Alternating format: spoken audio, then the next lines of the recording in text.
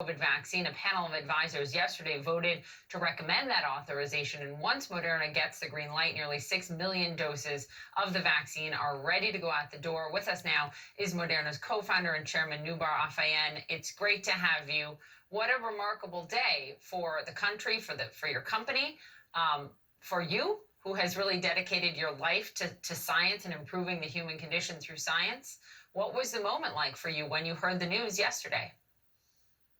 Well, thanks a lot for having me. Yes, yesterday was a long, arduous discussion. We're very pleased that the advisory committee assembled by the FDA had a thorough review of what not only our scientists, but also the FDA scientists presented and discussed.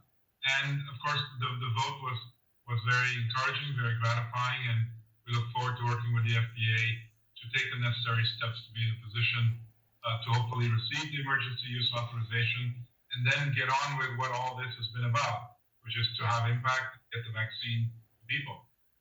Moderna is a company that I hadn't heard of before this. I think a lot of people hadn't. A relatively small pharmaceutical company compared to your peers like Pfizer, and you guys pioneered the mRNA technology that this is all based on.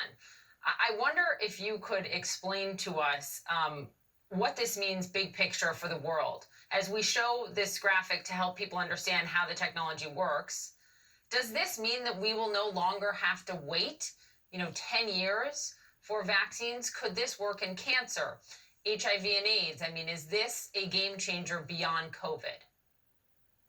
Well, probably 10 years ago, indeed, we went down the path of seeing whether we could take a code molecule, that is what mRNA is, that's what DNA is, and you make it a medicine. That had never happened before. And in fact, there was really no proof that this was even possible. But we knew that, and we wanted to do the work needed to enable such a molecule to become a medicine. The difference is that if you're dealing with information molecule, a code molecule, then by changing the code, you ought to be able to make just about any therapeutic or vaccine that you may want. That was the dream.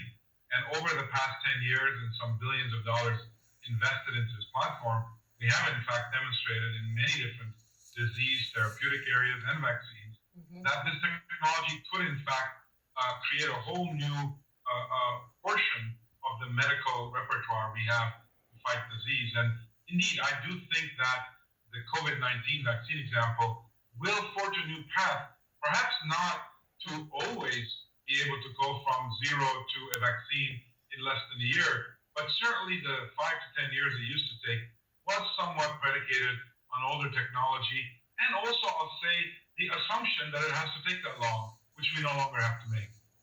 I know that you also give a lot of credit to the Trump administration and Operation Warp Speed for the speed at which this happened. I do wonder what your thoughts are, though, on poorer countries that do not have immediate access to the vaccine. So far, the administration has not signed on to COVAX, right? Just as many European countries have to pay into that to help spread the vaccine to poorer countries around the world. What would your advice be to the incoming Biden administration on that front?